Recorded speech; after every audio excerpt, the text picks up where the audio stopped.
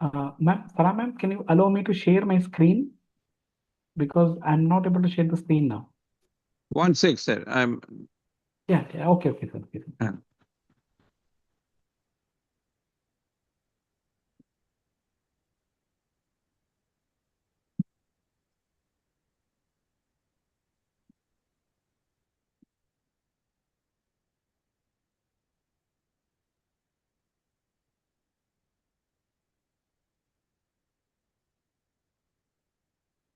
Yes, sir. Sir, yes. Now you can share. yeah, I've shared the screen. Can you see my screen, sir? Yes, you can share now. Okay, sir, fine. Mm.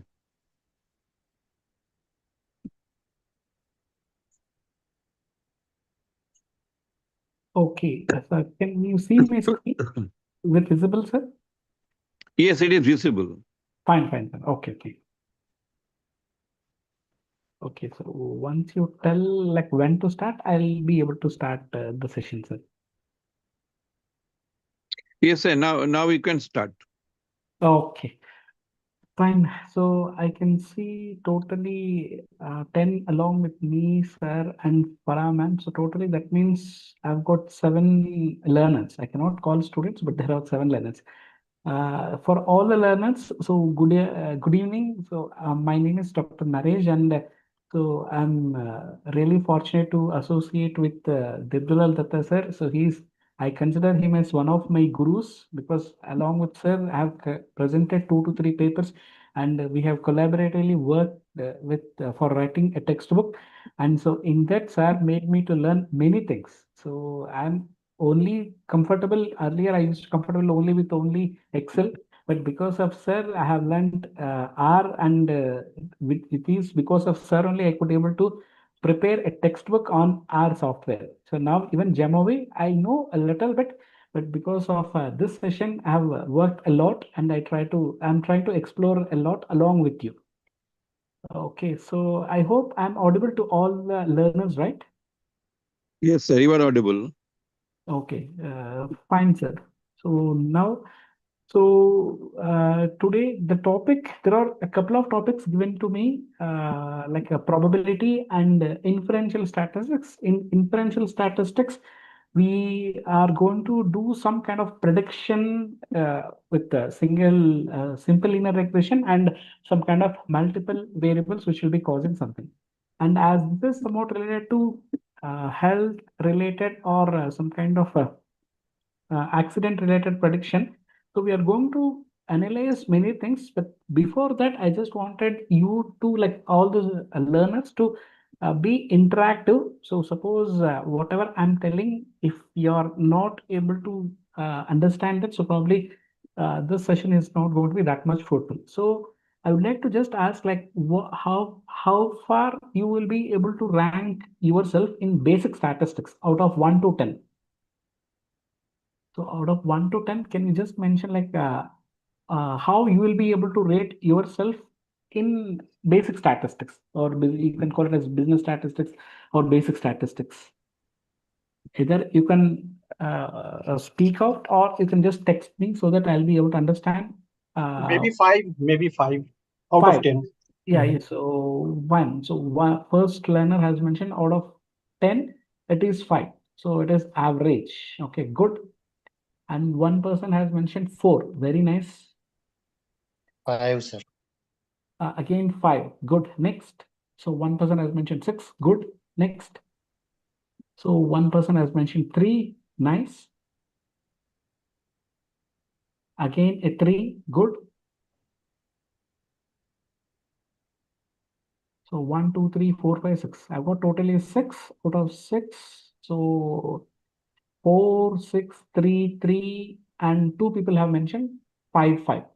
Okay. So that means totally 6. Right. So there are total only 6 students, 6 learners. I think we are here. I am able to see 11. That means so one is myself, second one is Sir, third one is Farah. So if I take out 3, so there should be I should get 8 opinions, but I've got only 4, 5, 6. There are two learners who have not responded. Who are they? So, okay, yes, no problem. So now, as I just wanted to tell, basically statistics is divided into two categories. So very simply, okay. So one is descriptive statistics, and what is the second statistics? Can anyone just respond? Learners, it is when I ask a question, remember that this is not to test anyone's knowledge. So I'm not testing anyone's knowledge because I'm also learning along with you. But I just wanted your level of understanding and your comfort zone. After that, only I'll be able to just go ahead. Because if I just take something which I know and I cannot assume any basic thing. Okay. So what is the second or option of statistics, or what is the other statistics which is somewhat different from descriptive statistics? Any guesses?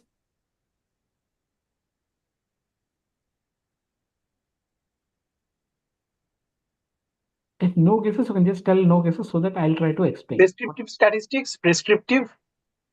Okay, prescriptive. Next.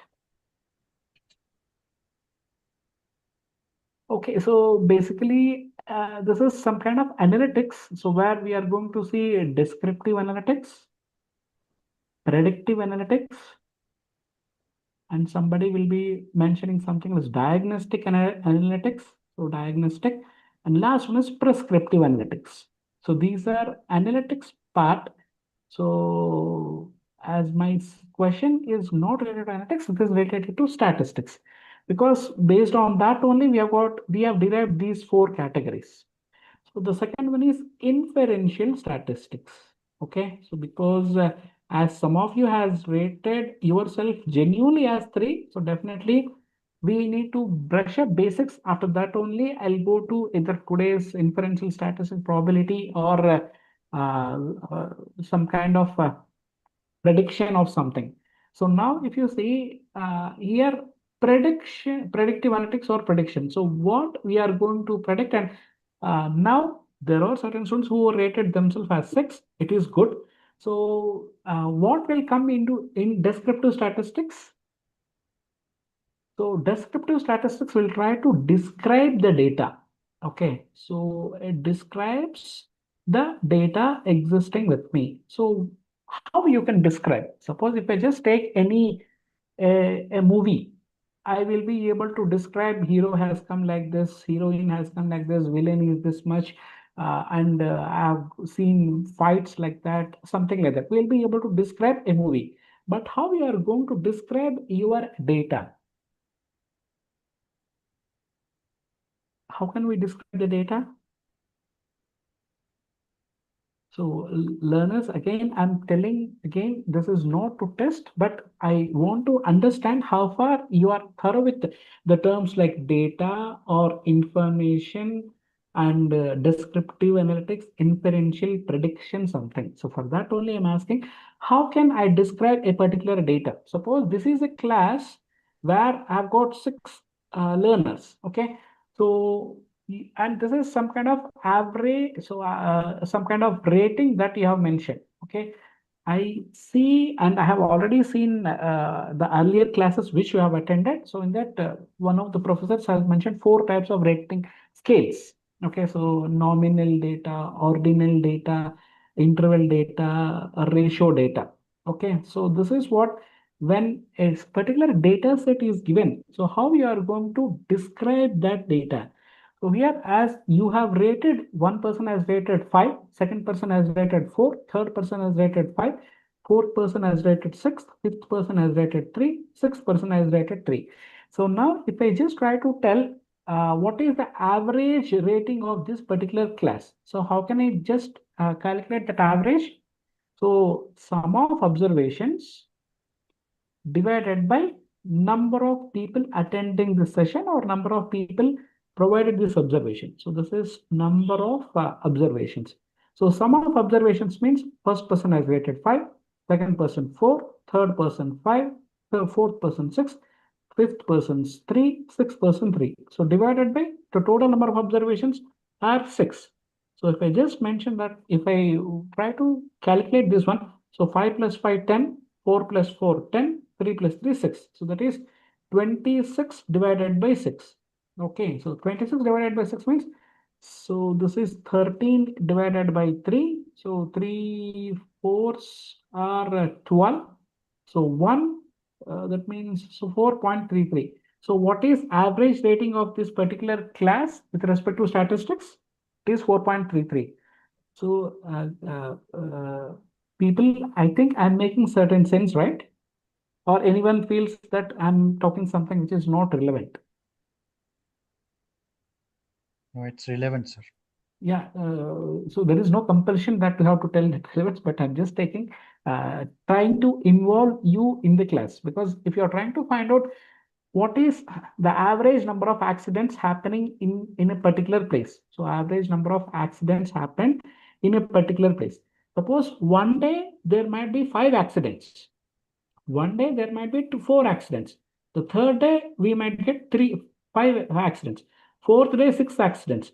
So fifth day 3 accidents. Sixth day 3 accidents. Suppose if you are preparing a report, like what is the average number of accidents happening in this particular place. So you need to find out, like you cannot simply tell every day we are getting 6 accidents. And every day I cannot tell that I'm seeing only 3 accidents, because there is a minimum number of accidents, there is a maximum number of accidents. So both we are going to describe the data. So this is what happening. And coming to the descriptive statistics. So here we are going to tell what is the minimum in the particular data set. What is a maximum number in a particular data set? What is the average number in a particular data set? What is the range in a particular data set? Okay. Suppose, though I just asked you, like, how can you rate yourself in terms of statistics? Somebody told 5, and assume that there is a person who is very comfortable with statistics. He might tell 10, he or she might tell 10. Or some person is completely from biological sciences or pure sciences, he or she might be rating 1. So in this case, what is the spread of the data? So that also I need to find out. Okay, I need to compute and I need to tell. So suppose if I see only 1 accident in a particular day, I cannot tell that a daily only 1 accident is happening. So there might be some days where it is going to be very less accident. So it is a good day for the traffic police people. And sometimes there might be worst day where 10 accidents might have happened. Okay. I cannot simply tell every day 10 accidents will happen. Similarly, I cannot tell only 1 accident is happening. I need to find out what is the minimum number, what is the maximum number, what is the average number, what is the range. And so this is what some kind of a measure of spread. So in this, you might have seen some more spreads also. Okay, so the dispersion something. So what do you mean by dispersion of data? Any guesses? How the data is placed in the range. Very nice. So is there any measure to compute what is the dispersion? So as one person has mentioned how the data is distributed, very good. So what are the basic measures of dispersion? Any guesses, sir? Mean median mode. Okay. So it is measures of central tendency, right? As a standard deviation, Very nice. So mean, median, mode. So these are measures of central tendency. Okay. So how the data is spread something. And dispersion, as the person has mentioned, standard deviation. Any other thing? Range is also coming to that aspect. So standard range, yes. deviation, variance. So these are the things which will talk about measures of dispersion. Okay. So if I get any particular data, so Monday, Tuesday, Wednesday, Thursday, Friday, Saturday, Sunday. So I've taken 7 days, and the number of accidents or number of health issues, like there are certain COVID cases or some kind of virus cases. So how many cases have registered on Monday? Maybe 8. Second day, maybe 7. Third day, 1. Fourth day, 3. Fifth day, 4. Sixth day, 8. So Sunday maybe 10. So now if this is the case, if these are the data points are available, so maybe for a statistician, this is just a number. This is the data. Okay. For a doctor, so these are the number of cases registered with certain virus. For a traffic police, so these are the cases which have seen in road accidents. For an industrial HR manager, so probably he feels that on an average, I'm preparing a product. So Monday, I'm getting 8 defects. Tuesday, I've got 7 defects. So Wednesday, I've got 12 defects. Thursday, I've got 3 defects. So Friday, 4 defects. So Saturday, 8 defects. Sunday, 10 defects. So these are going to be either number of defects or number of accidents, because this is completely about industrial accidents.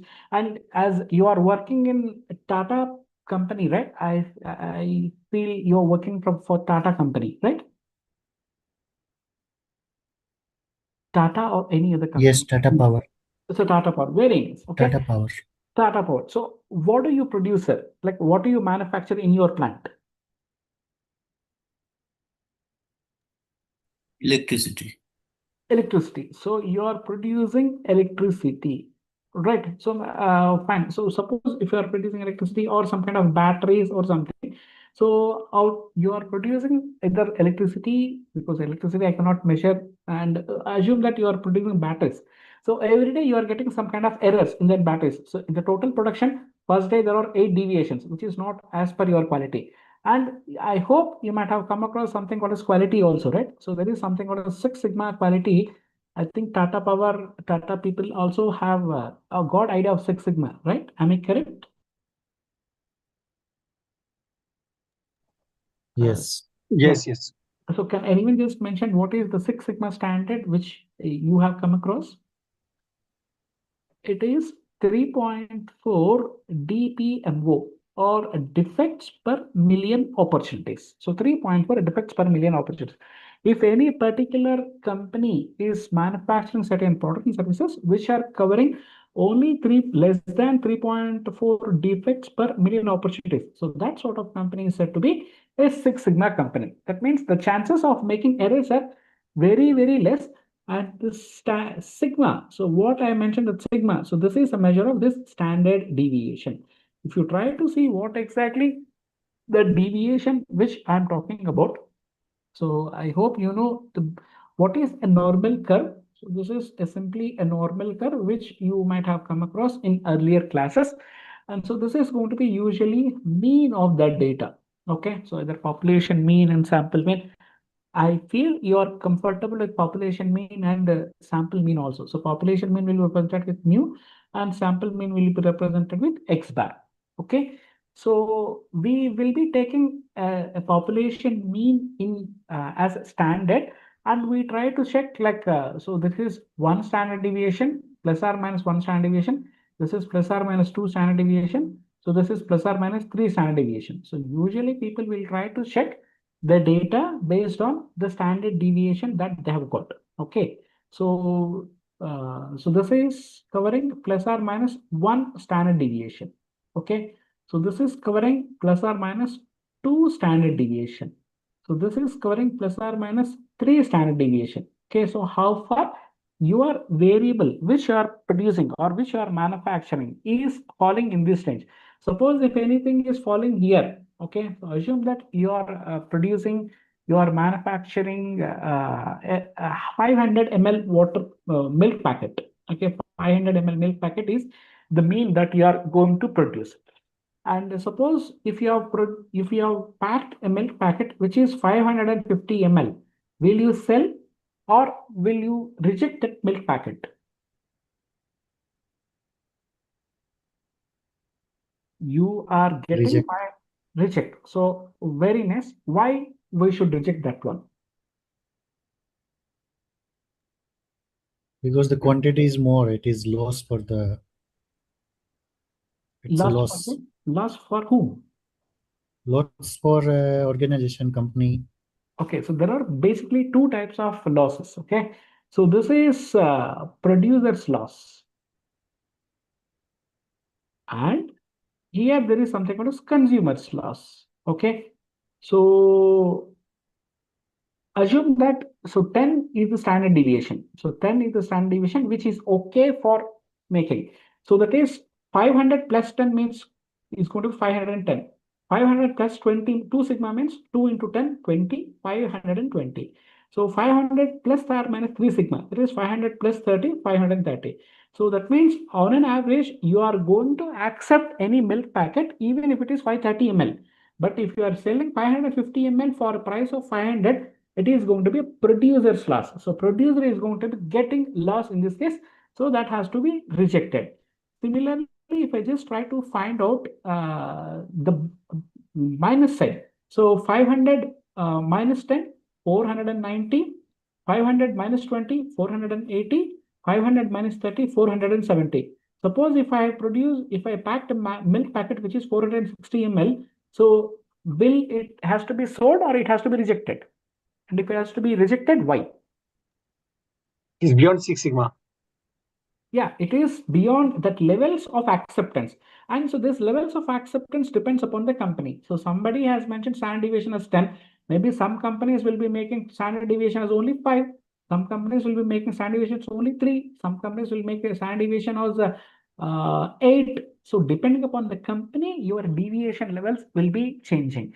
And Japanese companies will be very, very tough, very, very serious in terms of that standard deviation. Okay, and US companies or almost European companies, it is believed that European companies will not be very stringent as Japanese companies are. Okay, so if you are selling a milk packet of 460 ml, so definitely producer will be at very profit. He has to sell 500 ml, but he is selling only 460 ml and he is getting amount of 500 ml. It is very comfortable, but it is very happy for the producer. But as it is a consumer's loss, so definitely consumer can go to a forum or consumer, if consumer identifies that company is not selling as per the label which they are selling. So it is going to be a huge loss for them, and brand reputation is going to be a toss. So for all these things, you need to calculate some. There are two parameters. Okay, so that is what this is what I'm just trying to tell about normal distribution. For any normal distribution, what are the two important parameters? I feel you have come across all the basics. That's why I'm asking. If no, not a problem, I'll tell that. So what are the basic two parameters which are quite important for any distribution, especially for normal distribution? Mean Very good. Next. and standard deviation. Very nice. So normal distribution will be represented as standard deviation or variance. Okay, so this is what usually people will tell. So mean is going to be 0, normal standard variance is going to be 1. So this is what basic thing that we need to understand. So this will be understood with the help of descriptive statistics. So descriptive statistics mostly deals with two kinds of aspects. The first one is measures of central tendency, and second one is measures of dispersion. So these are the two things which are quite important in any descriptive statistics. Clear? Is that clear or anyone has got any doubts? Please repeat the last one. Fine. So descriptive statistics mostly describes the data, and what sort of description that we require. We need to identify what is the central tendency of the data set which we are dealing with, and what are the measures of dispersion that we are dealing with. Okay, if you are able to describe, so average value something and the dispersion, so how far the data is spread. So these two will be considered as the mostly the aspects of descriptive statistics. For any descriptive statistics, you need to know central tendency. That means average value. So how can we get average value? So you need to add all the observations. For that, you need to collect all the data observations, add that divided by number of observations. We are going to get usually mean. And how we are going to get your median? So it is a positional average. That means you have to arrange all these things in a particular order, and then you have to identify what is the middle value or central value. So that gives the median value. Okay. And mode is the most repetitive observations in a repetitive observation most number of repetitive observations in the given data. So that is mean, median, mode. So that talks about measures of central tendency. Clear? And coming to measures of dispersion, we are going to check like what is range of that data, what is minimum value, maximum value, and the difference of maximum and minimum will give us the range, and how we are going to find out variance and standard deviation. So with this, we'll start the basics of descriptive statistics. Clear?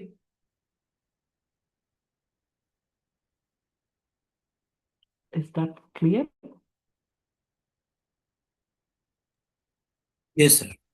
Okay, so if I can just get response, I'll be able to understand whether you are able to understand what I'm talking or not. So just please respond. So suppose this is what the data which we have got, like the number of accidents happened in a particular road, or number of industrial accidents happened. Because I'm going to share some data sets.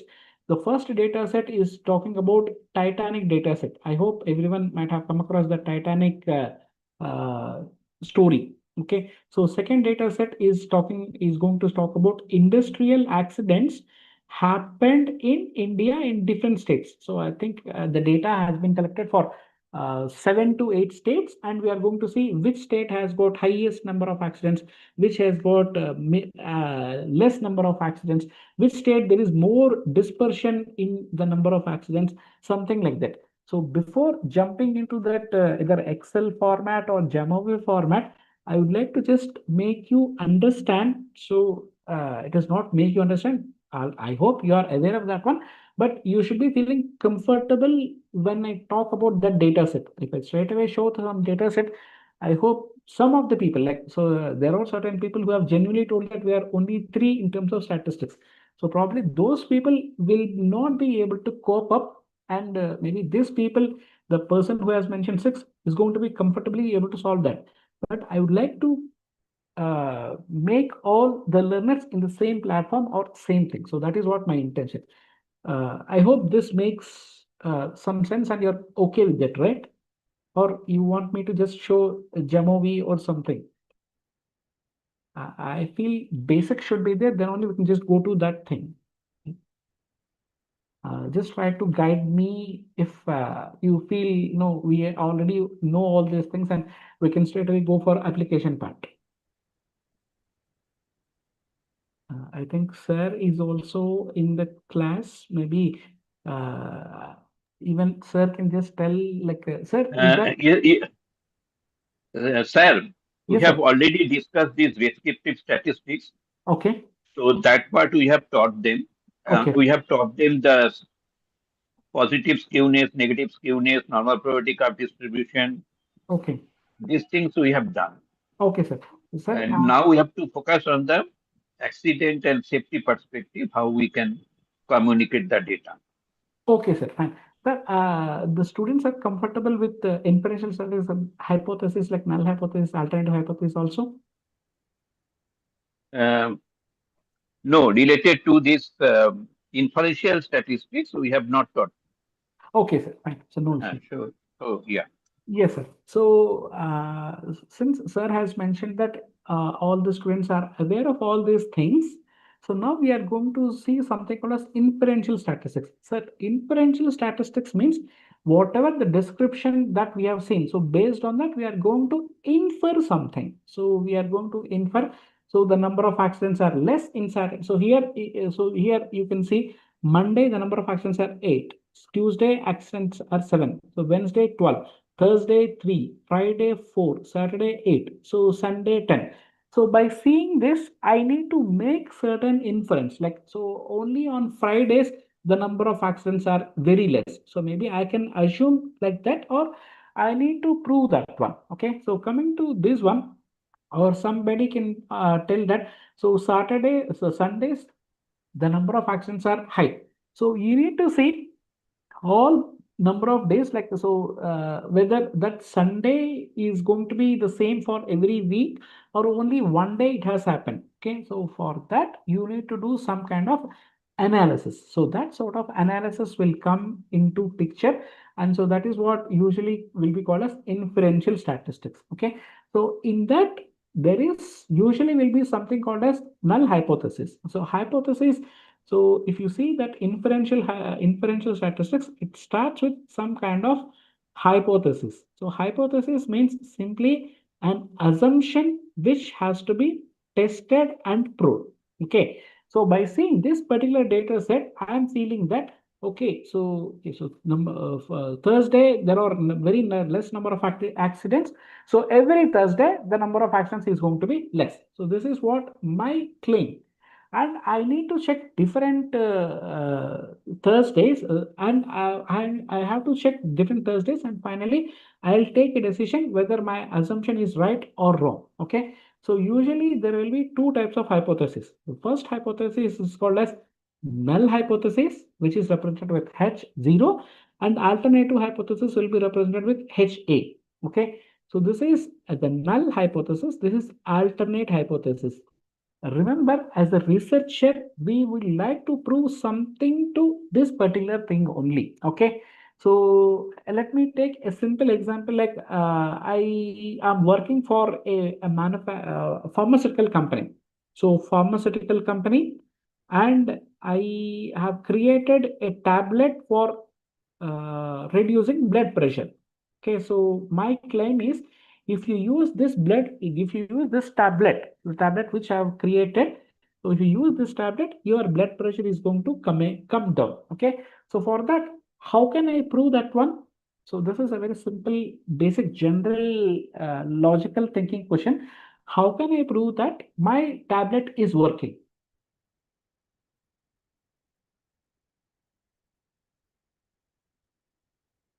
Any idea?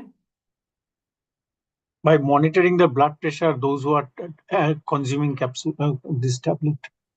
Very nice. So I'll take four people and I'll check their blood pressure before using my tablet, and I'll check their blood pressure after using my tablet. So there are different types of tests, but one kind of test is this simple hypothesis here. So blood pressure before tablet is 150 for the first guy. Second guy it is 148. Third guy it is 180. Fourth guy it is 170. After taking my tablet, first case blood pressure has become 120, second case tablet has become 158, third case tablet, third case thing has become 160, fourth case has become 140. Okay, so now I am trying to prove that. So those people who have taken my tablet, their blood pressure is reducing. So for that, I need to use a simple test which is called as paired t-test. So this is what people will tell with simple inferential statistics. So for inferential statistics, there are many tests. So first we will be using z-test. Second test which we are going to do is the t-test. Okay, so z-test and t-test will be mostly used to test the hypothesis. And that hypothesis, like what is my assumption? So my assumption is whatever the thing that we are taking. So once you take our tablet, your blood pressure is going to come down. So this is what my challenge here. And coming to the null hypothesis, it will tell that whether you take the tablet or not, your blood pressure is going to be standard. There is no change in the blood pressure. So, and if you see the meaning of null hypothesis, so null hypothesis means there is no change for either before or after. So this is what the one of the basic assumptions. But alternate hypothesis is there is a change. So here I am telling that there is a change. So that change might be either decreased or increased. So for a blood pressure tablet patient, so probably I have to prove that whenever you have used your my tablet, your blood pressure is going to come down. So somebody will tell that your some kind of hormones will increase. Okay, so hormones will increase, or the productivity will increase.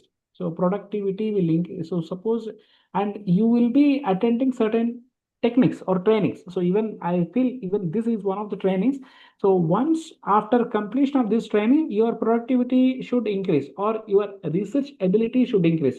So this is what my claim. So first, what we have to do is before doing this analysis, so probably we have to conduct a test, and the students, the learners who are attending here will get certain marks in that particular test. Okay. After completion of that course, again we are going to conduct that test, and what is the change in the behavior of the people. So definitely your ability to work with statistics should increase. Okay. So now some of you have started learning Jamovi. After this training, you should be able to use Jamovi very comfortably. Okay. So that is what the pre and post testing.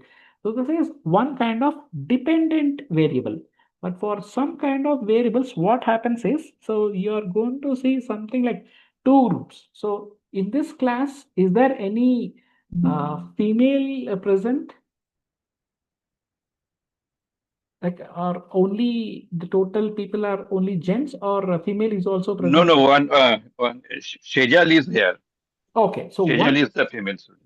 Okay, so one person is female, and assume that I have got different sample. So out of 10 people, so 6 people are male and 4 people are female.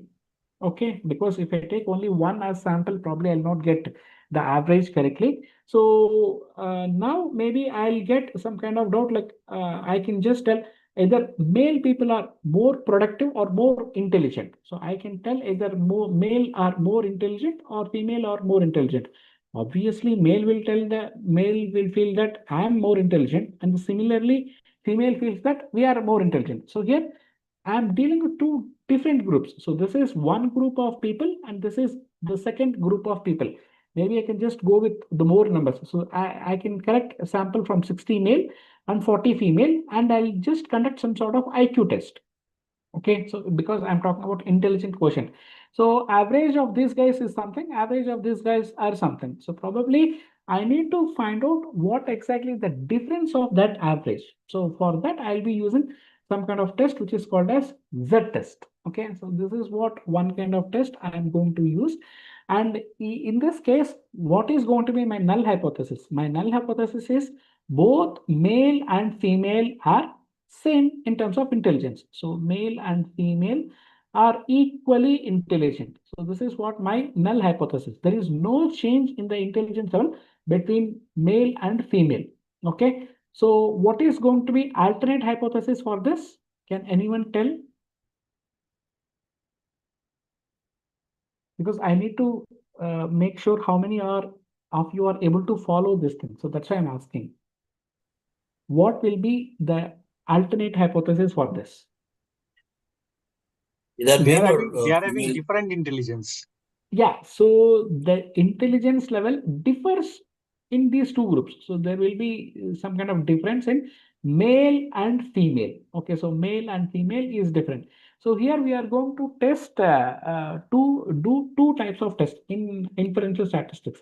So that is one tail test and two tail test. By any chance, anyone has got these terms earlier? So there is one tail test and two tail test. So as we have seen something called as a normal curve, if you are talking about two kinds of rejection, so this is also rejected, this is also rejected. So in that case, it is going to be a two-tailed test. So a two-tailed test will try to reject both the sets. Okay, either the mean value of something will not be. So suppose if you take IQ level, assume just a 40 thing. Okay, so even as we have seen in the earlier case, the milk packet should be rejected. So, okay, I'll take that only. So 500 ml and 530 ml, beyond 530 ml should be rejected because this is a producer's loss. So 470 ml less than that, that also should be rejected because this is going to be a consumer loss. So this is going to be a two-tailed test. Clear, guys? Because if it is coming as into, suppose if I get a first packet as 508, so it is in between this range, so this will be accepted. Okay, so second is 526, so this is also coming to here, so that is accepted. But third, assume that if it is 538, so as it is coming beyond this level, this has to be rejected. And fourth, it is 496, and fifth, it is maybe here I'll get 463. So this has to be rejected. So you need to think about these things like that. Okay. But here, as you are trying to find out about two groups, so two groups, null hypothesis and alternate hypothesis. So whether this average intelligence of these guys is different or average age of this is different. So this is what basically you're trying to test in the two ways. But suppose some students will try to tell that, suppose maybe one lady is here, assume that she is very strong and she feels that no intelligence of female is more than intelligence of male. So there is a possibility, and she can challenge all the nine guys. So maybe nine people will be challenged, and in that case, she feels that intelligence level of female is more than that one. So this is going to be a one-tail test. Is that clear? So two-tail test will try to reject on the both sides, but one-tail test will try to reject only on one side. So here, as she's feeling that my intelligence level is more, so whenever you get something, so in this case, we are going to reject your null hypothesis. Remember, either rejection or failing to rejection should happen with only null hypothesis, because what null hypothesis is feeling here, both female and male are having same kind of intelligence. So if I'm rejecting this, what does it mean? Whatever the claim which has been mentioned by one of your female learners is correct. So in that case, her knowledge is definitely, like, the female knowledge is definitely more than this. So this is what you can tell. Is that clear, guys? Are you able to understand what is a one-tail test and two-tail test? So basically, there are two types of tests. So one-tail test and two-tail test. So two-tail test will try to reject on the both sides. So in this case, we'll be rejecting. Even in this case, we'll be rejecting. So both sides will be rejecting if that is not equal to whatever I've mentioned about 500 plus or minus 30 will be automatically rejected. So coming to one tail test, so it is divided into left tail test and right tail test. So right tail test is we are trying to reject when it is going to be falling here. So rejection will happen here. And so in this case, rejection will happen towards left side. So rejection will happen in this case. Is that fine? Or anyone has got any doubt here? So this is what the basic assumption, so basic understanding of your inferential statistics. Okay. Is that fine, guys? Yes, yes. Okay. Suppose assume that one person has created a new tablet. So I'm just trying to take my old thing only, and I'm claiming that if you use my tablet, so that your blood pressure will come down. So blood pressure will come down. So what sort of test should be, is this? Is it a two-tail test or one-tail test? Can anyone just tell that one? I've manufactured a new tablet. I've prepared a new tablet. So I'm claiming that if you use my tablet, your blood pressure will come down. So what sort of inferential statistics hypothesis should I use? Either two-tail or one-tail?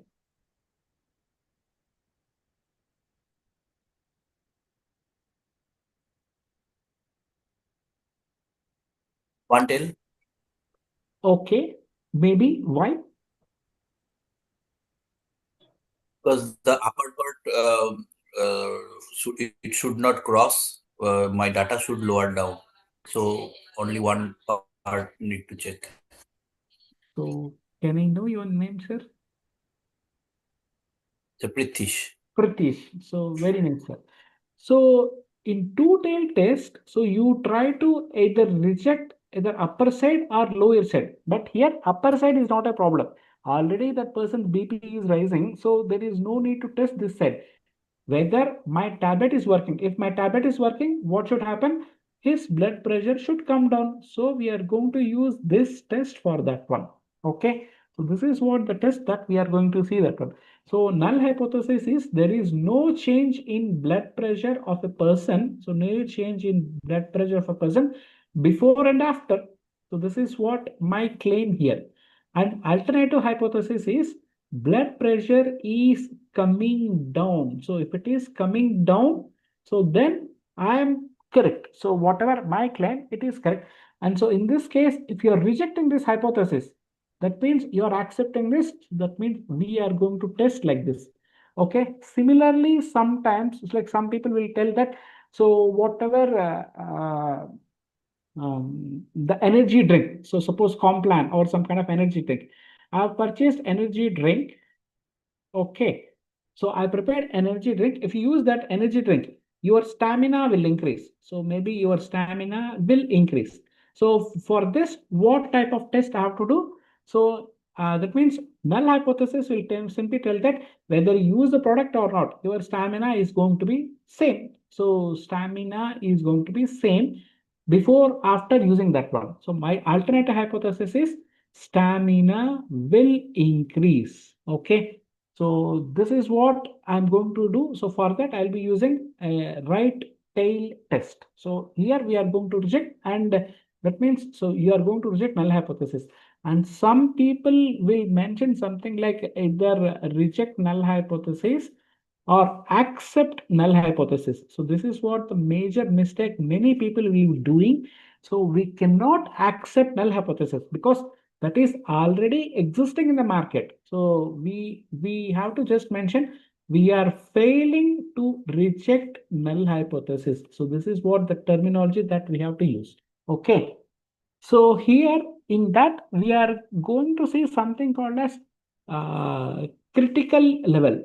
Okay, so critical level and confidence level significance. So we are going to see something called as significance level. Okay, so whatever we are doing certain activities, so we feel that I am 95% sure of my thesis, so sure of my subject or activities.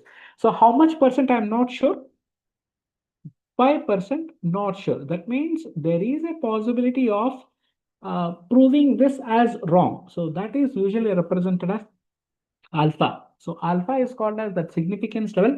So usually 5% means 0.05. So 95% I'm confident about my analysis or my work or something. But 5% I cannot give assurance. So that is called as a significance level. Okay, so whatever the table that you are using. So here, if you are dealing about 95% per confidence, okay, 5% will be divided two sides. So this here, this side we are going to use 2.5%, and so this time we are going to use 2.5%. Okay. By any chance, have you seen normal distribution table? The table values for normal distribution, or you have not come to that stage of seeing that normal distribution table? Okay, so you probably next class I'll try to show the normal distribution table which has got certain values. Okay, so normal distribution values will be there, and at mean you are going to get the central value is going to be 0, and it will be just slightly increasing. So from 0 it will slightly increase. Okay, so there are two types of normal table values. Only will be getting positive sides, and sometimes will be getting cumulative values also. Okay, so that also we are going to see. And so this is what the significance level and confidence level. So confidence level is 95%, and the significance level is 5%. Okay, so this is what for this person. Suppose if you are confident of 99%, what is going to be a significance level? It is going to be only 1%. So you are not sure only 1%, but you are confident of 99%. So in this case, we are going to try to create a confidence interval for these all for this. Okay, if you are 95% confidence of a particular thing, you will try to find like what is this level. So 95% interval we have to just mention. So if this is mean value, so that plus or minus z sigma we are alpha by 2 something, we are going to use that one. So that is what the basic inferential statistics. Is that clear, guys? Is that clear? Can I just move ahead? So today we'll try to see one. I'll just try to show Jamovi basics quickly run through because I've got some slides like how we are going to see descriptives, how we are going to see inferences, what is regression, what is logistic regression. We'll see basics of these things quickly, So then we'll solve a problem. So till this thing, is everyone okay? Or anyone has got any doubts? If you have doubts, you can just ask me so that I'll try to clarify that one.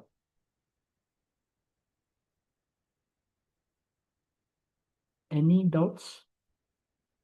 Because there are 2 to 3 people who are answering regularly. So for those people, are you able to follow or any doubts, guys?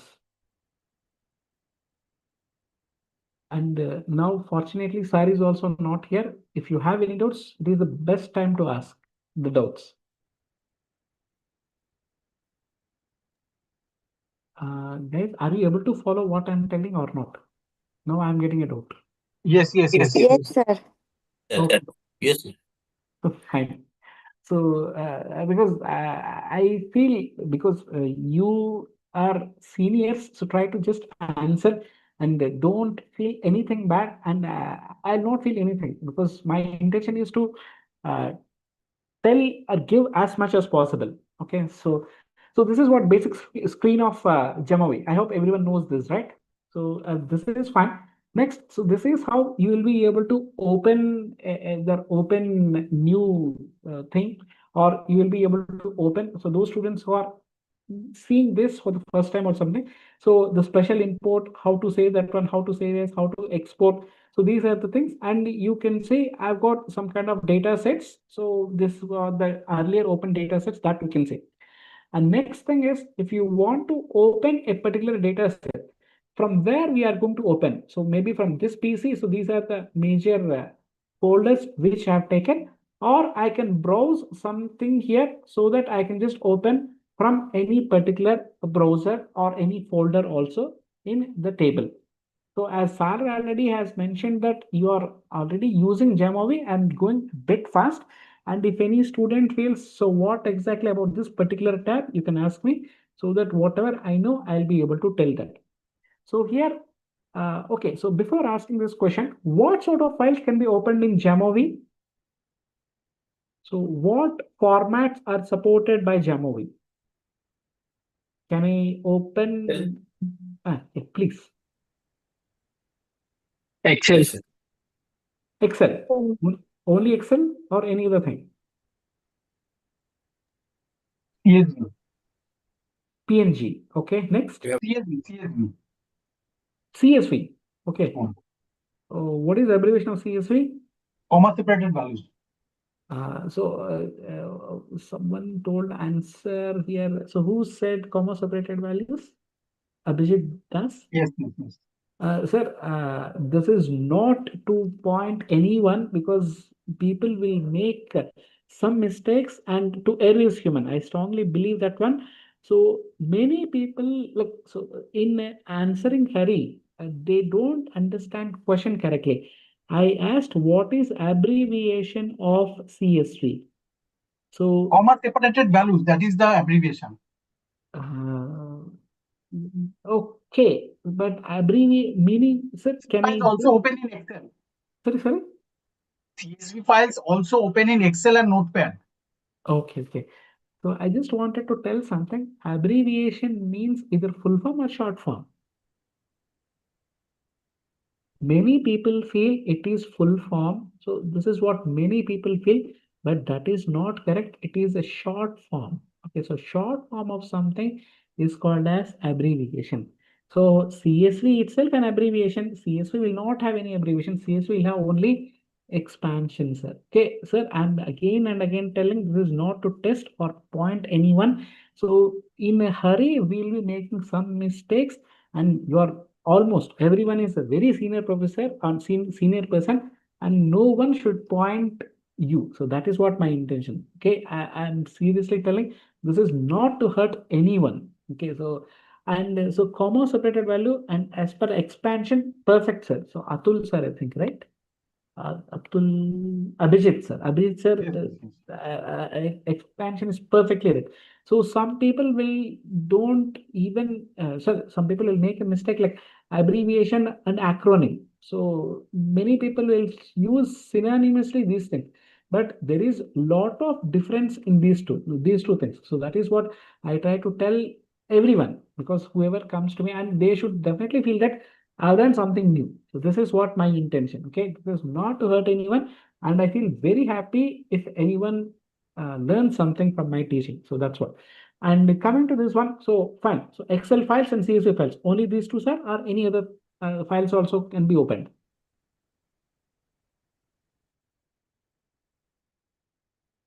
Only these two? Okay, so if you see Jamovi data files, it Yes, can these two only. Uh, okay, fine. So these two. So Jamovi will be able to open Excel files. Jamovi will be able to open SPSS files. Jamovi will be able to use R supported files, .dta files, .xpt, JSP files. So ODS, TXT text files also can be open, JSON files. So CSV, TXT, OMT, OMV. So these are different formats of files which can be opened with Jamovi. So that is what the major advantage in Jamovi. If you take SPSS, so it is limited to only some things, but Jamovi, the scope for Jamovi is wide when compared to all other resources. So even R, you will be able to open only certain things, R software. Suppose if you have already studied. So JSP, all this has got some limitations, but Jamovi can open any of these files. So that is a powerful advantage of Jamovi. Okay. So if you just open your data, if you just open your open, so browse on the bottom side, you'll be able to see something called data files. What formats are supported? And you will be able to open all these formats. And seriously speaking, some formats even I don't know, but you can try with different formats. All files will be able to open with Jamovi. Okay. So next, I hope you are already are using that variables, and this is what variable view. So first, I'm trying to just open this variable view. So in that there are three variables as of now: A variable, B variable, C variable. So this is what the basic default variables. And if you want to add something, you will be able to add here. If you want to delete certain things, you'll be able to delete that one. Okay, so this is what the variable section in that one. And in that variable section, a variable A, so default, it is showing some kind of nominal variable, and the data type is an integer type. Okay, so this is what default. Suppose if you want to make any change in this variable, suppose A is not a nominal variable, it is talking about height. Okay, or it is talking about weight, or it is talking about the serial number. Okay, so if it is height, what variable? If it is weight, what variable? If it is serial number, what variable should be changed here?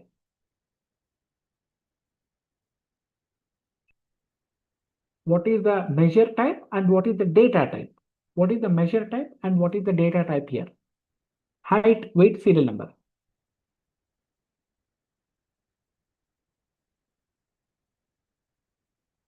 There are something called as continuous data types, and there are certain things called as discrete data types. Okay, so what will come here? So here, height is which variable, weight is which variable, and the serial number is which variable here?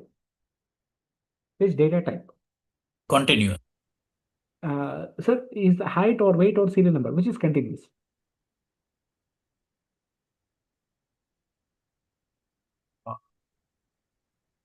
Is height or Yes. weight or serial number, which is continuous here?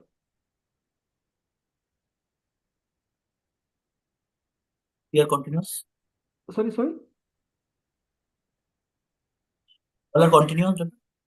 No, continuous. So is this a continuous variable, or is this a continuous variable, or is this a continuous variable? Can I assume height as continuous variable, or weight as continuous variable, or serial number as continuous variable? Uh, that means you are not thoroughly explored about continuous and discrete. So continuous number or in data type is one which will have infinite points in between. Okay, suppose if I take assume that my height is 178.6 centimeters. Okay, so here it is and you can measure something, you can count something. So which can be measured and which can be counted. So in this class, I've got 8 students as of now. Okay, so 8 students are 9 students. Okay, so yeah, am I measuring the number of students or counting the number of students? Student Counting. number 1, student number 2, student number 3, student number 4. I'm counting, right? So discrete items will be counted. Continuous items should be measured. Okay, so height and weight are coming to be continuous variable. Serial number or number of students will come into discrete item category. So height and weight will be measured. Suppose if I just take the number of accidents in a particular state or in a particular country or in a particular place. So is this a continuous variable or discrete variable?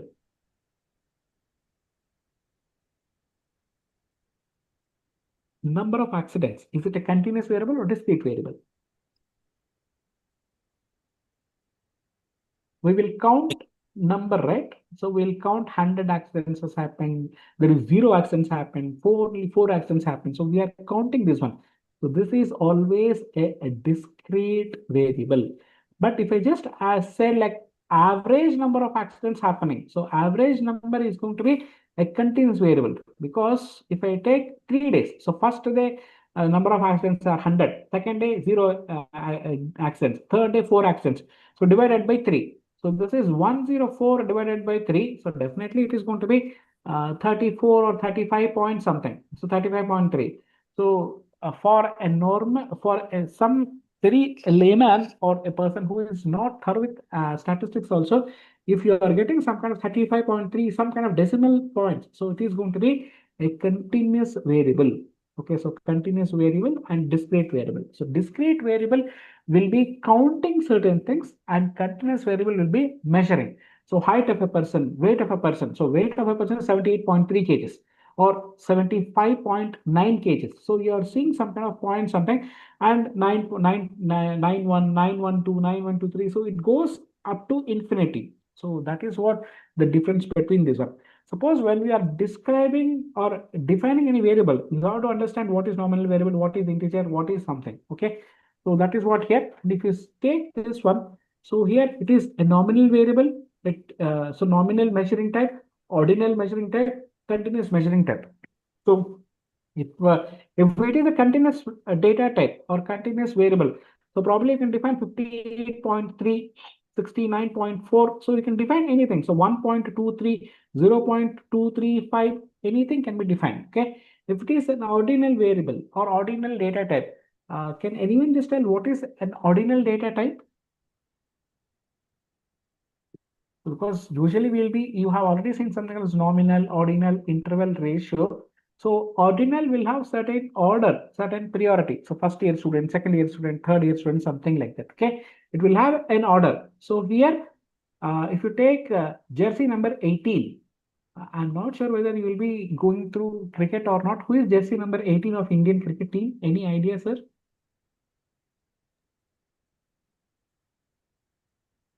Okay, so Virat Kohli uses this jersey number. Okay, Sachin Tendulkar uses number 10. Is there any difference between 10 and 18? No, it is just only for the representation purpose. 18 is maybe in terms of value, it is as for mathematics, it is higher. But in terms of cricket, it is just a nominal representation. So 10 is something, 199 is something, so 6 is something, so like that. So it is just a representation. And coming to the interval variable, so which will have 10 to 20. So this is a continuous interval. So next 20 to 30, 30 to 40, some kind of interval thing. And ratio, if you represent one number with respect to other number, so probably continuous variable will come into that ratio scale. So these two will be used for comparisons as well as aggregations, because once we are done with this basic representation, so we are going to see something called as representing one number with other number. So in that cases, we should know what is a continuous variable, what is discrete variable. Okay. So measure types are this one. And next is data types, either integer type or decimal type or text type. Okay. So if you are talking about, so even for nominal, we have got certain things here. So nominal also will be an integer, as Virat Kohli 18, Sachin Tendulkar uses 10, something like that. So though it is a nominal variable, it is using certain number, which is an integer value. Okay. Unlike that, we have got nominal variable as CSK. So it is something. And Rajasthan Royals is something. Punjab Kings 11 something. So like that, we can have nominal variables text also, nominal variables integers also, nominal variable decimal also. So this is what about the measuring types of data variables. Is that clear? Uh, so already you are using this one, but I'm just trying to tell that tab by tab. That's what. Okay. If anyone has got any doubt, you can ask me at any point of time. So now you see here. So this is a tab which will be using for adding, appending. So inserting, appending, computed variable, inserting, appending this one. So here you can see I've added two variable types. Okay. So insertion means at the point where I want. So here I have added. Okay. I have inserted. Suppose if I want append, it will be done in the last thing only. After C, it will be appended. If you want to insert, either I can insert here or I can insert here, I can insert here, I can insert. If you want to insert, that can be done in between. If you want to append, that will be done mostly at the last. So this is what about variable thing. Okay. So now coming to the data type. So what is the data which I have given here? So since you are thorough with this one, I'm just going for analysis tab. So in analysis tab, we have got something called exploration, t-tests, ANOVA, regression, frequencies, and factor.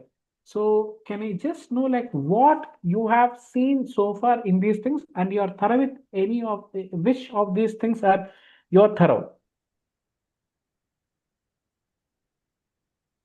Are you thorough with exploration part or exploration part? Because sir has mentioned that you have already gone through the descriptive statistics. So can I assume that you are thorough with exploration part, sir? Sir or madam, something? There are many people here. Can I assume that you are thorough with this basic exploration part? Okay, so in exploration part, we are going to see something like descriptives and scatter plots and Pareto plot. Okay, so we are going to see descriptive part, descriptives and scatter plot and Pareto plot. So after completion of these slides, I'm going to take a data set which will talk about this descriptive part, scatter plot and Pareto plot. Okay, so descriptive, as we have seen, it will talk about something. So you can see here, so descriptive thing will tell about what is the total number of observations, how many observations are missing, what is the mean of this data, what is mean of this data, what is standard deviation, what is minimum, what is maximum, something. So this is what we have seen totally as a descriptive statistics. So coming to this descriptive statistics, we are going to see only these things. Okay, we have not come into inferential. And you see here, so this either A or B or anything can be taken as a variable, and how we are going to see the splitting part. So that also will be seen with the help of this descriptive statistics. Okay, so this is what the explanation for exploration and descriptives.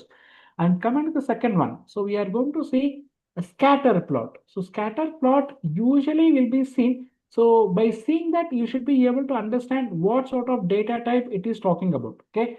So here we have to see x-axis one variable which is going to be numerical, and y-axis which is going to be another numerical.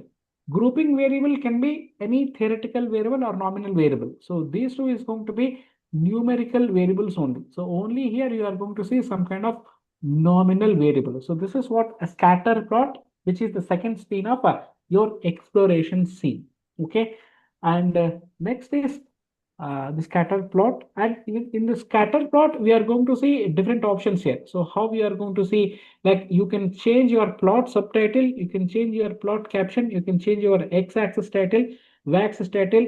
So all this can be changed once you plot a scatter plot. Okay. So next is your the third one is, I think after scatter plot, we are going to see something called as the Pareto plot. By any chance, have you come across what is a Pareto chart or Pareto plot? Because you are working in some institution, I hope you might have come across that Pareto chart. Is that clear, sir? Yes. Yes. Okay. So nice. Can you just explain what exactly is a Pareto chart? Simply.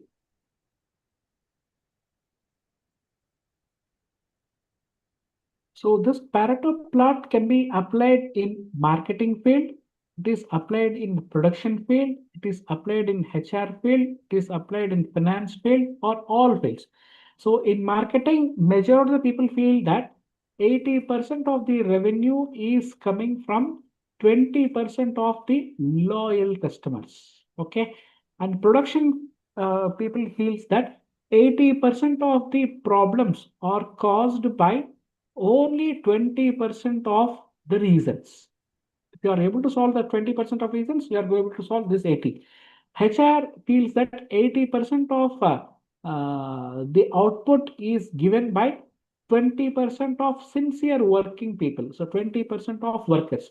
And finance people feel that 80% of profits are coming from only 20% of their branches. So this is what a simple application, and in all those things, you have seen something common, which is 80-20 principle. So this is what given by Wilfred Pareto. So Wilfred Pareto is a person who has given this concept. So of 80-20 rule. That means 80% of the issues are caused by 20% of the reasons. Or 80% of the revenue is given by 20% of the loyal customers, something like that. So here what you have to do is you have to take this as optional, and here it is going to be theoretical. Okay, suppose even in the production thing, like accident cases. So after this, I'll show one accident thing.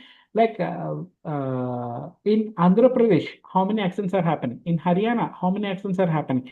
In Jammu and Kashmir, how many industrial accidents are happening? In Karnataka, how many industrial accidents are happening? In West Bengal, how many industrial accidents are happening?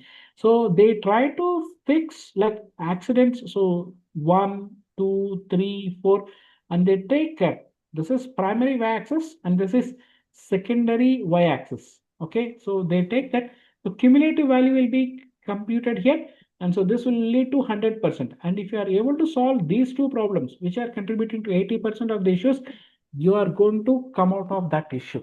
Is that clear? Since you are using the Pareto chart, I feel you are comfortable with this. Okay, so this is what a Pareto chart. Here also you'll be able to make changes as per your requirement. So that is what here.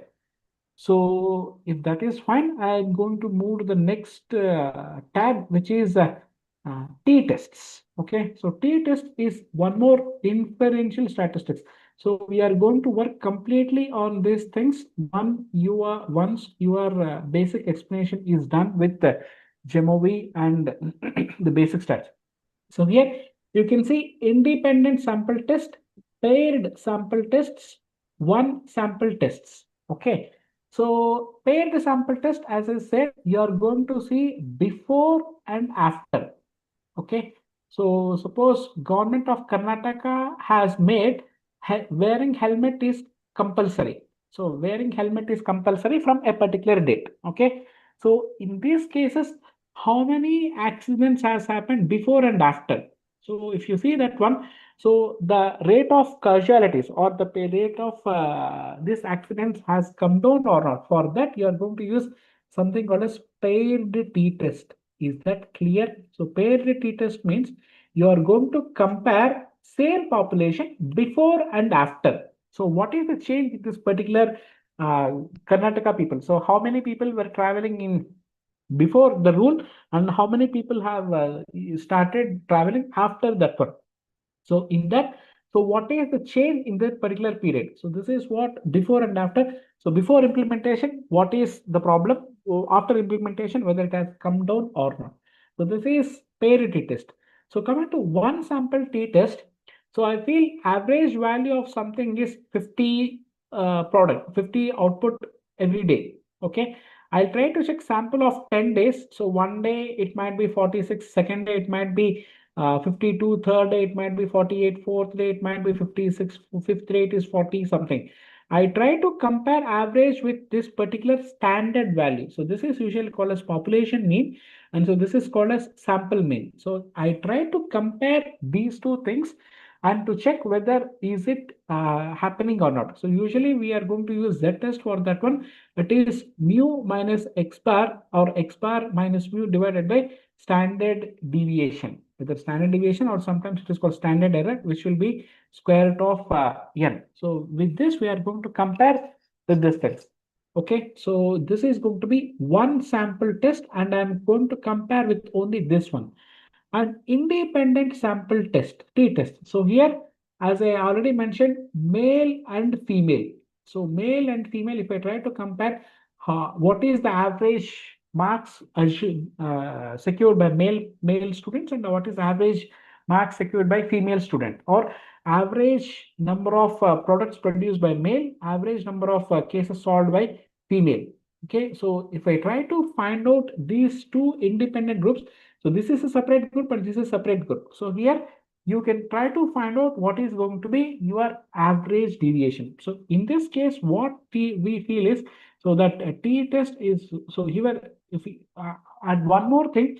So when we go for t-test and when we go for z-test, if your sample size is more than 30 and if your population standard deviation is known, then we go for z-test, and if your sample size is either less than 30 or population standard deviation is not known, in that cases we are going to use a t-test. Okay, so but this is completely a t-test, so probably you have to use this also at t value only. Okay, so in that case it is going to be standard deviation s. And I feel you know that population mean is mu and x bar is the mean in terms of sample. Okay, for sample, we are going to use this. For population, we are going to use this one. So this is in terms of mean. In terms of standard deviation, it is standard deviation, it is yes. So in terms of variance, it is square of variance and it is s square. So this is what the basic terminology that you should be knowing, and I feel you are quite aware of that. Even Dabdulal Datta sir also mentioned that you are aware of all this standard deviation and basic descriptive statistics. Okay, so here in t-test we are going to make three comparisons. So two groups, male and female. This is two independent samples. Okay, and paired sample test. So same kind of population. So blood pressure measure before and after, or number of accidents before a rule and after a rule. So, and one sample test, you will take a sample and try to check how far that is going, how far we can accept as per our total population value. So these are the three tests that we are going to see. Next is this. Okay, so this is I have mentioned that the student t-test, and student t-test is one which has been created, which has been given by a person called as Gossett. So Gossett is a person who has given the concept of that student t-test, and we are going to check like group 1 is not equal to group 2 something. So this is independent sample t-test. And coming to the paired sample t-test, measure 1 is not equal to measure 2. That means, so before and after. So that sort of comparison will be done. And you are going to get output like this. Okay, so we'll do that one. And one sample test. So test value is equal to 0 or not equal to 0. So this is what the test value which you are going to compare with only one particular thing. And here you can see a normality test and QQ plot. So these are the tests that will be usually used for checking normality assumption of the data set that we have taken. Okay. So next is ANOVA. Guys, is that fine, or anyone feels that I'm going a bit fast? Is everyone comfortable, or anyone feels that I'm going fast or something you are not able to understand? Is this fine? I think that t-test Yes. could have been demonstrated through some data set. Definitely, sir. Because I just Yes, wanted that's right. to explain the total screen, the screen. So then I've got data sets for each and everything. I'll try to explain everything. Okay. Okay. Fine. So this is just explanation of the screen only. So next it is ANOVA. So one-way ANOVA, repeated measures, and mostly we are going to use one-way ANOVA and ANOVA. Okay. So if the data is not normal, so then we are going to use something called as non-parametric test. In that one-way ANOVA will be represented with Kruskal Wallis test. So this is for non-parametric data sets, and mostly we are not going to deal with these things. Okay, the repeated measures. And so this is a one-way ANOVA. I hope you know the expansion of ANOVA, right? So ANOVA means analysis of variance. Okay, so variances. So t-test will be usually used for maximum of two groups only, either one group or two groups. So one group with a population, or one group with other group, or one group with same group before and after. But if we have more number of groups, t-test is not that much suitable for that one. So in that case, we are going to use ANOVA. So in that we are going to test the differences in means of the data. So here also, as I have showed, so t is equal to x bar minus mu divided by standard deviation, or in the two means case, x1 bar minus x2 bar divided by s1 square by root n plus s2 square by root n. There is nothing to panic with these things. We are going to see everything with the data sets and case examples. I'm trying to just explain only the screen of the GEMOV only. Okay. So here we are going to test here means. So here also I'm trying to test means only. Here also I'm trying to test means only. In every place, I'm trying to test the differences of that means. Okay. So this is how we are going to see the ANOVA screen. And so ANOVA, we are going to see what is the dependent variable and what is the independent variable. And you can see a dependent variable is a numeric variable. And so this is not numeric all the times. So we are going to see that also. So, and next is a regression. So very important thing. And so this is what considered to be, I feel it is going to be heart of almost all statistics thing. Because this regression, I feel in the last session also you have seen something related to regression. So it is a simply like it takes help of simply the basic equation of stated a plus bt, or y is equal to mx plus c. So to understand like what exactly that you know so far, in this we have what are constants and what are variables. Can anyone please explain? Uh, I'm telling it is not to test anyone. I want to understand how far you are comfortable with the terminology of regression and something. So we have y, m, x, c. What is y called as? What is x called as? What is m called as? What is c called as?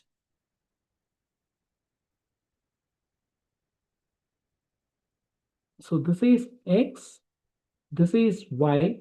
So x is called as independent variable.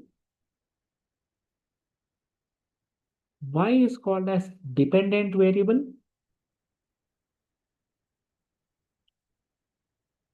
And so C is a constant, which is intercept, and M is slope. So these are the values. So in Y is equal to mx plus C, we have two constants, two variables. So variables are x and y, constants are m and c. Okay, so this is called as slope, this is called as intercept. So this is called as independent variable, this is called as dependent variable. Okay, I hope this makes sense, right? Or anyone has got any other opinion or something? Any answer or any doubt or something? So regression equation is something which has been built with the help of this only alpha plus beta x. Okay, it is a simple linear regression, and alpha is almost equal to c constant here, and so beta is going to be equivalent with n. So this is what basic equation of any regression. So y is equal to this one. And if you try to have a multiple variables which is causing something, suppose if you have accidents happening, and what are the tentative reasons? Maybe weather is a reason for happening accidents, or the road facility is some reason which is happening, and the training given to the drivers is something, or some kind of other aspects. So other non-explained variables. Okay. So any of this, if weather is not good, there may be possibility of accident. If road is not properly paved or some kind of issues are there, probably there will be certain reasons for accident. And training, if there is no proper training given for the drivers, there is a possibility of accidents, and some other factors which also can be caused. Okay, maybe the driver is not comfortable on that day. Maybe he or she might have drunken, or his mood is not good. So with all these things, accident can happen. So under all these things, we try to identify what is the major reason for accidents. So what is the major reason, and which is quite different. So which is quite impacting variable. Okay. So as some students are asking for certain explanation, I'll just try to take one data set and try to explain. So then we'll come to this thing. Will that be fine with you? Because as even sir also asked me to talk about inferential statistics. So now we'll see just only the accident prediction today, and the remaining t-test and some other hypothesis testing that we'll see in the next class. Is that clear? I just want to show only one regression thing. Is that fine with all the people here? Yes. Because some students asked for it's not some learners asked for the explanation with the data set. I'm taking that one. So you can see here there is a traffic authority. So a traffic authority wants to predict the accidents using environmental and traffic conditions. So there are certain conditions which are given, and now we need to build a multiple regression model to predict accidents. So how accidents are happening and which is causing that accident.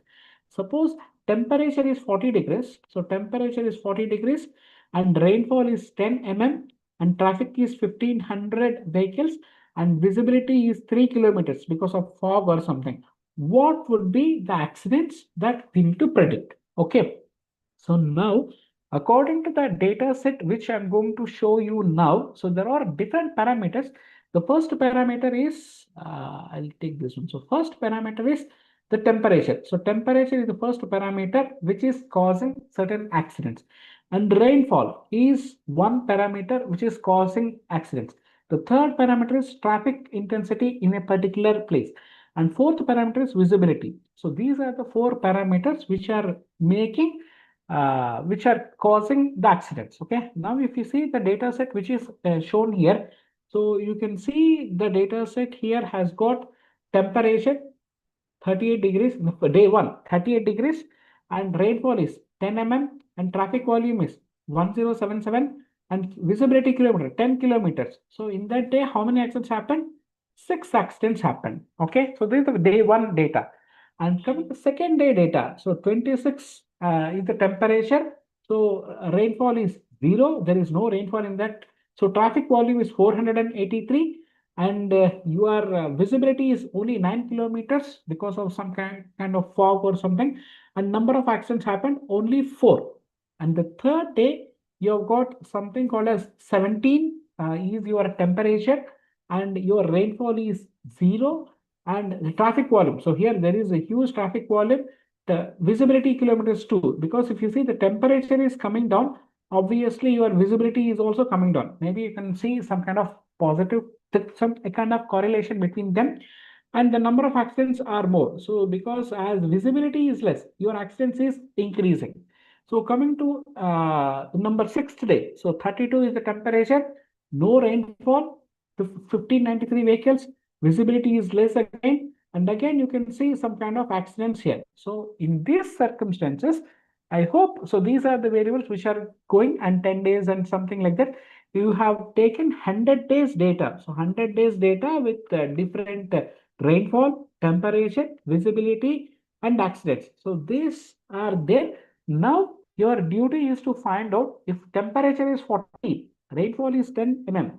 So if the temperature is 40 degrees and rainfall is 10 mm, so this is degrees, and your traffic volume, if your traffic is 1500, I think, so 1500 visibility is, so if your traffic is 1500 vehicles and your visibility is 2 kilometers, what will be the tentative accidents? Okay, so now, as I said, it is the regression equation is built with this one. So y is equal to mx plus c. As I said, c is a constant, x is a independent variable, m is slope, and y is a dependent variable. Suppose if you have more than one independent variable, so how can I write this equation? I'll be able to write this equation if y is equal to m1x1 plus m2x2 plus m3x3 plus m4x4 plus constant. Am I making sense to you? Please? Guys, I hope you're with me, right? Yeah. So this is what my four variables. So there is a variable temperature which is impacting my accidents, rainfall which is impacting my rainfall accidents. Sorry. So traffic is impacting my accidents, and visibility is also impacting my accidents. I am assuming that all these are causing my accidents. Either accidents are increasing or decreasing because of this. I need to show how it is happening. Okay. First, I'll try to show only the model fit. So I've just fit a model with Jamovi, and it has given something here. So I'll try to show this in Jamovi. Okay. So as I've just opened already my Jamovi here. So where is that? So Jamovi is here, and I'll try to take a data set. Okay. So I'll try to open the data set here. So I'm just opening that one. So where exactly that data is present. So I'm just opening this one. So here, this is, there is a folder which is Rabindra. So here my accident prediction data is here. So I'm just taking this accident prediction and open. Okay, so I'm opening that one. So once I open that one, I hope you're able to see this data set. Clear? So whatever the data which I have shown now, so in my Excel sheet, I have shown only 10 plus 3 data, only 13 data. But you can see this is what my total data set. So it is running from 1 to 100. Okay. So this is from 1 to 100. So 100 data, 100 days data I have calculated, and temperature 38 degrees, 26 degrees, something like that. So this is what my temperature and my rainfall. So rainfall is also ranging for different days for different traffic volume, visibility. Okay, so accidents. So this is what accidents which I've seen. So now I need to run a regression model to check the prediction. So as I told, what is going to be my number of accidents if my temperature is 40 and rainfall is 10 mm and the traffic volume is 1500, visibility is 3. So in that case, what is going to be my dependent variable accidents? So here I've got four variants. So these are the covariates, or the numbers which are going to define my predictor variable, which is this one. So this is what my basic y variable, so dependent variable. So for that, so in this analysis, I've got something called regression. If I click that regression, there is something called as linear regression. So I'm assuming this to be linear, and I'm clicking that linear regression. So once I click linear regression, it usually gives a basic format like this. Okay, the format is here. So in that, what is my dependent variable? So here I have to just mention my dependent variable. Is day is my dependent variable, or temperature is my dependent variable, or rainfall is my dependent variable, traffic is my dependent variable, or visibility is my dependent variable, or accident is my dependent variable. Which is my dependent variable?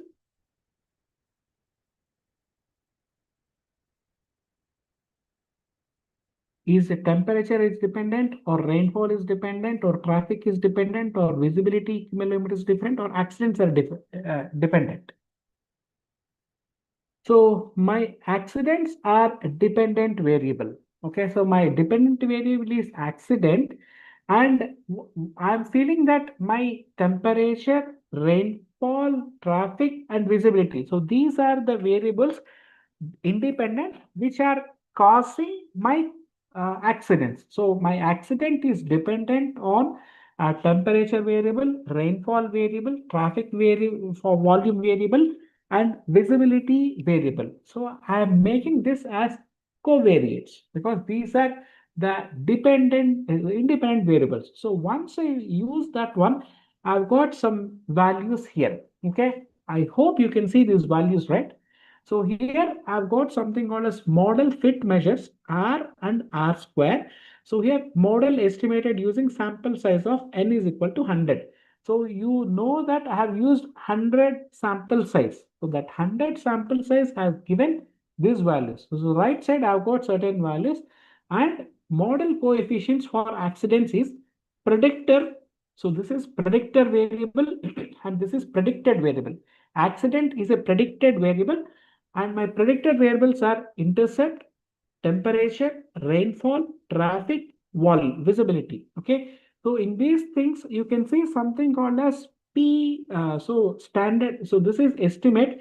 So this is the coefficient of this particular variable. So this will talk about M1, M2, M3, M4. As I said, so this is talking about slopes. So slope 1 is temperature, which is 0.017. Slope 2 is rainfall, which is 0.2241. Traffic volume is 8.8 into 10 power minus 4, and visibility is minus 0.9574. Okay, so only this is decreasing and all the remaining are positively correlated. And come to the standard errors. So as of now, we have not seen what is the standard error and t values. So this is 18.15, 1.2, 14.16, 4.34, minus 24.36. And p values. So this is what the probability values. The probability values, first one is less than 0.01, second one is 0.233, third one 0.001, fourth one 0 less than 0.001, fifth one less than 0.001.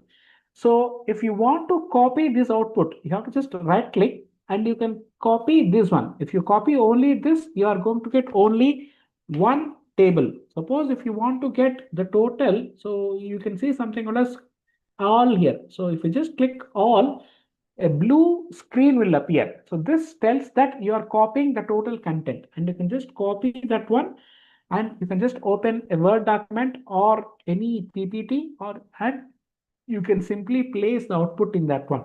So I feel you are already doing certain activities like already you are working on this works. So if you just paste here, so you have got all these values. So my model fit measures I've got, and model coefficients accidents also I've got. Okay. So this is what my output. Is that clear, or you want me to run once again?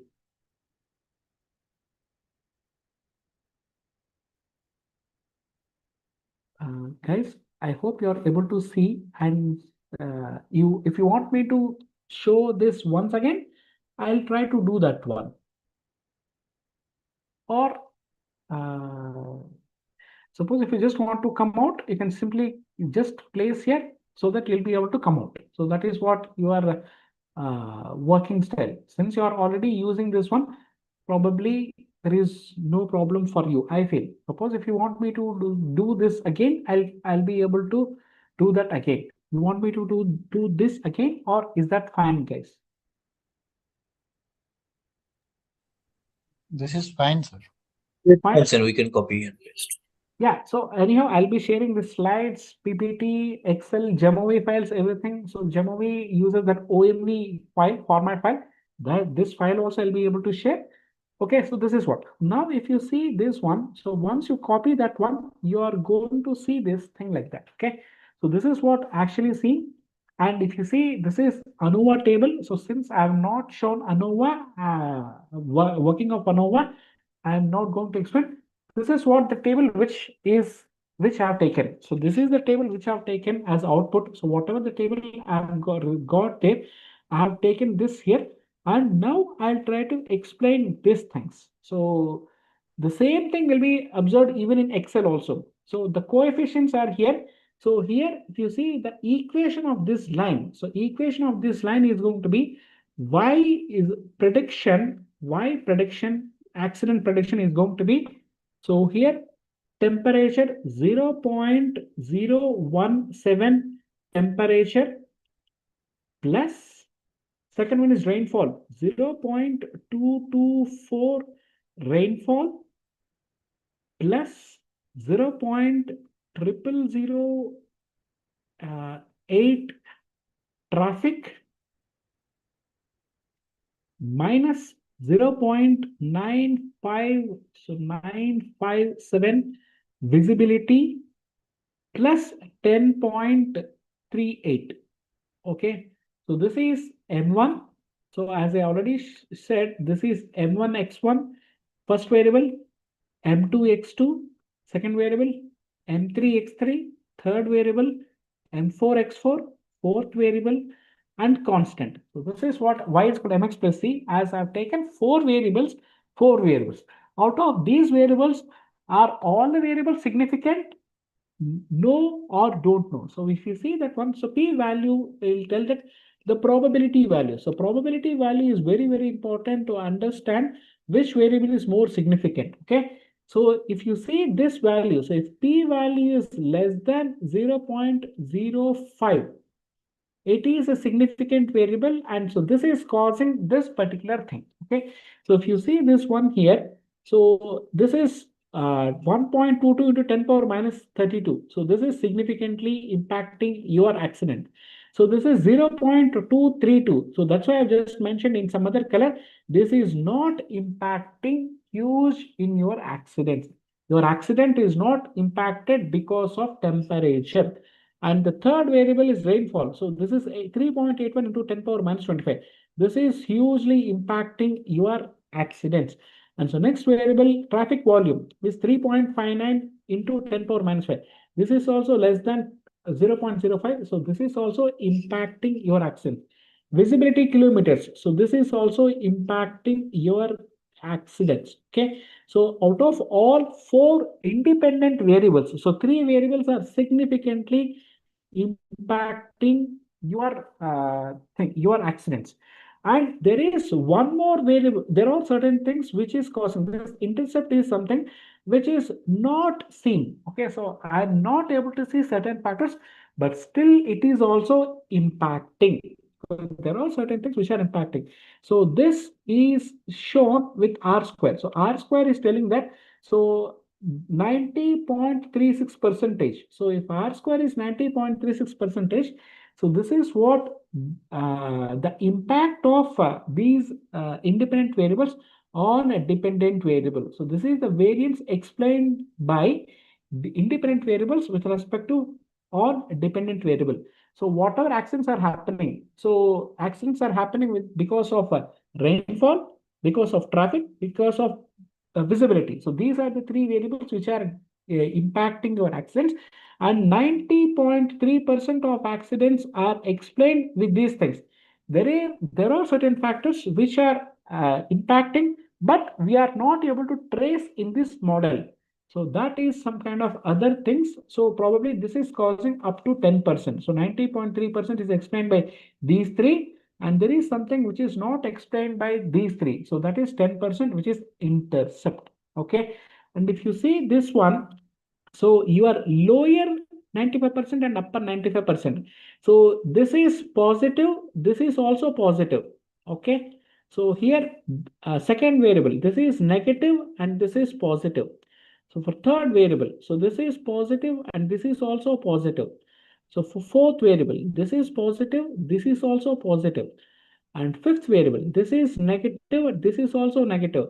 And if you see, if you have both same signs, so same either plus or minus, in that case, it is a significant variable, and only in this case, it is not seen like that. So only in this case, it is we are getting lower and upper plus and minus. So only in this case it is minus and plus. So this is not significant and all the remaining variables are significant. So this is the test that you can say some kind of other confirmation. So p values will be telling you whether this is in significance or not. If this p value is less than 0.05, it is a significant value. If you are talking about 95% of significance, okay, so 95% of confidence and 5% is significance. But apart from that, your lower and upper also gives same thing, some kind of indication whether that is significant or not.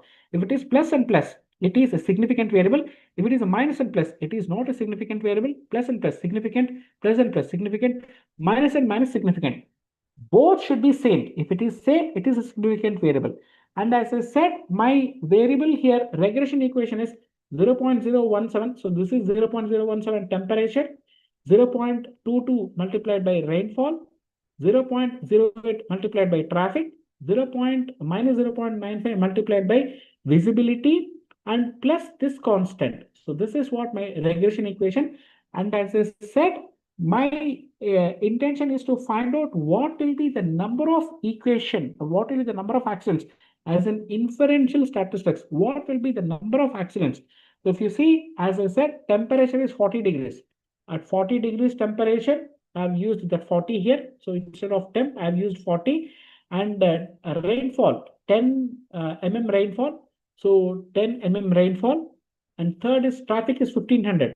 So if my traffic is 1500, and my visibility is 3, I think. So visibility is 3 and my constant is 10.08. What is the number of accidents? The number of accidents is going to be 11.653, or you can call it as 12 accidents. So this is what inferential statistics. Is that clear?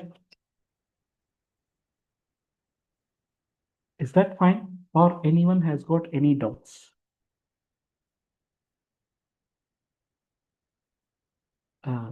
Guys, is that clear or not clear?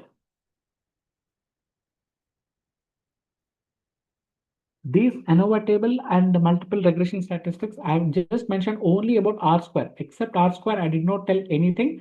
I'll tell about that. So number of observations done. I'll tell about these table and ANOVA table in the next class. Otherwise, it is going to be very heavy for the learners. I can understand regression, multiple regression dealing within just one session. It's very tough. But are you able to understand what I'm trying to tell or not? Yes. Okay, so I'll Yes, be sir. Yes, sir.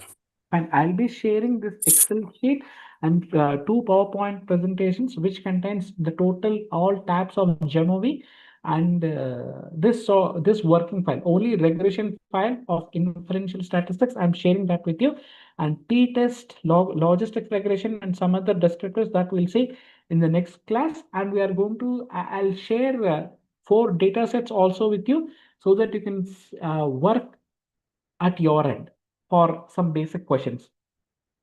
Okay, so is that fine, sir? Sir, is that fine, sir? Debdulal, sir, is that fine? I'll share this file and Jamovi files also, and some Excel files also for with the data, and learners can just give a try with the basic questions which I'll be sharing for them.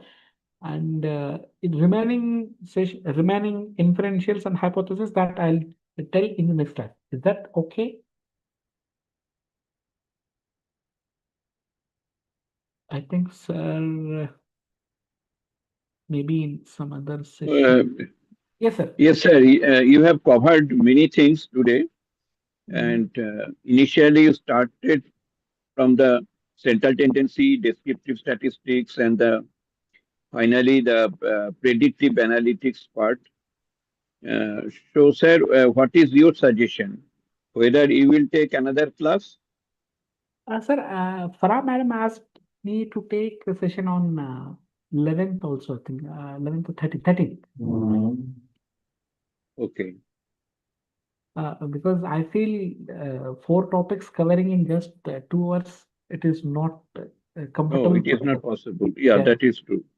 But so So as I told, I have got a lot of data sets. Okay, so which has got um, um, what do you yes, put it? specifically accident related data set Yes, sir. that is very much wanted. Yes, sir. Another thing that is, sir, you have not covered the logistic regression. Yes, sir, because So, this is only the in, basic uh, regulation. Logistics regulation is one. So mm, these are the data sets. So Titanic data set is there, and Indian industrial accidents data set is also there. Road safety data set is there, and earthquakes. How we can predict? I think especially this will have that logistics regression part. And Titanic also will be using that logistics regression. The logistics regression, I'll try to explain in the next class. In addition to that, mm. hypothesis testing also, I'll try to explain in the next class only. Okay, sir. Uh, so, dear students, do you have any question? No, sir. Thank you. It was an insightful session, sir. Oh, that's nice. Yeah. It was a So, great students are session, happy, sir. sir. Mm. It was a good Lots of session. Sure. things Very were good session. explained. Very good session. Very good session, sir. Okay, so thank you very much, and I'll try to share all these data sets. And so this is what actually I wanted to tell, that industrial accident thing. So we can see whatever I've just mentioned about the Pareto plot. All the plots have been mentioned here. So state-wise accidents happen, and how many workers, and what is the average age of that machine. So all this data has been done, and I've just plotted and I've taken that into this so prediction thing also. So this is what the output will be like this. So different types of plots also can be done. So probably I'll try to cover this in the next session, and logistics regression also, sir. Okay, thank you, sir. And I'll be sharing this total material to Farah and make a copy to you also, so that you can share that Yeah. with the students, sir. Mm. Um, Fine, sir. So thank you for your nice cooperation. All the students responded very well, and I felt really enjoyed for taking the session. And probably next Thanks, Monday sir. I can take the Mm. session if you are comfortable. I Sure. feel you are comfortable. Definitely, sir. That is Okay, sir. Okay, sir. true. Sir, August 23rd, we are conducting that international conference, and even Madam and myself thought like the learners which are attending now, they can present a paper, or they can present a paper along with us also. Maybe you can also start a paper, and any learner is interested, they can present a paper in the international conference. Sir, when the conference will be held? Sir, August 23rd, sir. Madam said she has informed you about the conference. She did not tell you, sir. No, no, no. I have Okay, not received. okay, no problem, And sir. 20, because Uh, the 23rd and 29th, Bengal, there is some election voting. sir, in August, sir? So, uh, August? oh, it is August. Okay. Yes, sir, August, sir. Yes, August can be manageable. yes, sir. So, madam wanted like if Mm, Tata people can pair up for any like industrial collaboration for writing a paper, and as we are talking mm. about the Jamovi, and if we can get access with for some data, so probably we can create a very good paper and we can present that. So this is what madam's idea with the sessions. Definitely, I will try at my best Yes, sir. to And present. even all the learners who are present here. So if the Yeah. data is available, I will be able to assist them for analytical portion with Jamovi, or we have got either R or something, and we'll be able to give the best paper, and that will be given for the publication also. Oh, that's nice. Yes, sir. Okay, sir, if it is possible, please give me the brochure of Definitely, sir. I'll our share all the program. details. I'll share all the details, Sure, sir. Yes, sir. sure. Okay, thank you, sir. Oh, thank you very much, sir. Have a nice day. Good night, sir. Sorry. It was a really insightful session. Oh, thank you very much, sir. Thanks a lot. Because I feel I'm trying to dump a lot of information on the people, but sir said you are already aware of all the basics of the statistics and geometry. That's why I rushed a little bit. Actually, they are learning the data visualization very nicely Okay. because based upon the data visualization, they can understand now which type of statistics will be applicable for the data. Yes, that is So important. yeah, so that part is very important. Yes, sir. The students are learning those things also. Sir, as you're talking about data visualization, are they comfortable? Tableau also, sir. Tableau, Power BI. Actually, I have no idea about the Tableau. I know Tableau, but in this particular course, we Okay. have given importance on the geometry and the Okay. art. No issue. Okay. No, because I teach for our students data management and visualization. We are teaching in addition to Jamovi, Tableau and Power BI also we are including. So that's why I'm asking. Because Okay. visualization, Okay. that's what. Uh, okay. Fine, In sir. future, we will fit it. But Definitely, sir. at this moment, we have to limit ourselves Yes, sir. within the specific range. Yes, sir. Yes, sir. Jamovi is, Okay. Thank especially you, sir. statistics wise, Jamovi is very good when compared to Tableau and Power BI. Statistics portion, this covers more. Yeah, yeah. Yes, sir. Because they are able to use the RG editor also Oh, very nice. Very in the geometry. okay, sir. So this Dublin Watson test and normality test, QQ plot, all will come in Jamovi, which are not in Power BI and Tableaus. That is the problem there. Yeah, yeah. Fine, sir. Okay, sir. So Okay. thank you for your invitation for taking me the session. Thank you, sir. Thank you, sir. Thank you. Yeah. So good night, all. Okay. Thank you. Okay. Good night to all of you. Mm. Thank you, sir. Good night. Thank you. Take care. But Sir. this is recorded, no? This session. Yeah, it is recorded. Okay. Thank you. I'll share all the files also, sir. Don't worry. Thank you. Okay. Yeah.